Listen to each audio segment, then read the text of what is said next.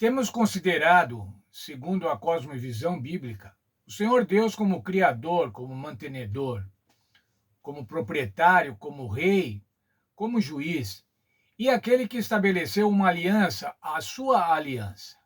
A sua aliança implica em dois compromissos. Um compromisso de Deus em cuidar do seu povo, e esse compromisso de Deus é fiel. E o segundo compromisso é o compromisso dos seres humanos de tributarem ao Senhor Deus obediência e lealdade. A aliança do Senhor Deus está estabelecida em testemunhos. Quais são esses testemunhos? Veja o que a nossa lição diz.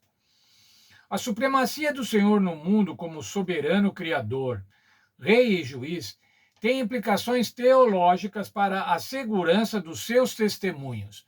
O que são os testemunhos do Senhor? Os testemunhos referem-se ao corpo de leis e ordenanças com as quais o Senhor governa a vida religiosa e social do seu povo. O Senhor Deus estabeleceu leis, estabeleceu ordenanças, estatutos que devem ser seguidos, que devem pautar a vida dos seus filhos, que devem pautar a vida social dos seus filhos e a vida religiosa dos seus filhos. Veja, segundo Salmos 93:5, eles são fidelíssimos, referindo-se à estabilidade e permanência do trono de Deus e do mundo que ele criou e sustenta. Fidelíssimo. Os testemunhos do Senhor não mudam, os testemunhos do Senhor são eternos, permanecem para sempre.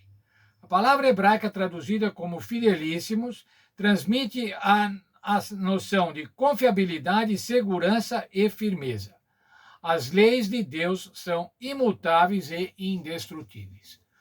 Olha, irmãos, que privilégio nós podemos estar submetidos a leis que não mudam, a leis que permanecem, a leis que hoje dizem uma coisa e amanhã diz a mesma e depois também. Leis que não mudam para nos dar, ao mudar, nos dar inquietações, nos dar insegurança. Mas leis permanentes que fazem com que nós tenhamos segurança constante. Veja como os Salmos, o livro dos Salmos, se refere à lei do Senhor, às suas leis. Salmo 19:7. A lei do Senhor é perfeita, ela devolve à nossa alma as forças perdidas. A revelação da vontade de Deus é digna de confiança, ela dá sabedoria para quem estiver disposto a aprender. Esse é o verso que está na Nova Bíblia Viva em português. Salmo 93:5 diz assim: firmes são os teus estatutos, eles são fidelíssimos. Mais ainda, Salmo 119, 145. Grande paz tem os que amam a tua lei, para eles não há tropeço. Grande paz, mesmo em provações, aqueles que amam a lei do Senhor não tropeçam.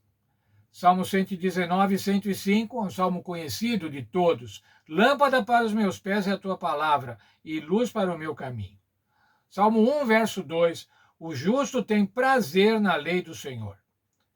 Ainda mais um, Salmo 25, 10. Todos os caminhos do Senhor são amorosos e fiéis para aqueles que guardam a sua aliança e os seus testemunhos. Guardar a sua aliança, o que quer dizer? Fidelidade, obediência. O objetivo da lei de Deus, irmãos, não é apresentar ou impor um conjunto de restrições, mas tornar os seres humanos felizes ao aprender do Senhor e sobre o Senhor e se relacionar com Ele.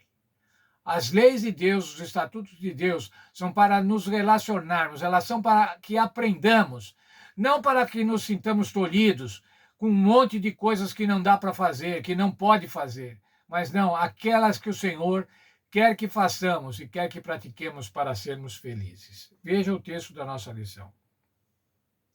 O entendimento do salmista sobre a lei de Deus diferia bastante da ideia de mais comum em muitos circuitos atualmente, em muitos círculos atualmente, de que a lei divina é um conjunto de regulamentos rígidos que se deve obedecer rigorosamente, ou, caso contrário, sofreremos punição severa em consequência da violação de qualquer um desses preceitos.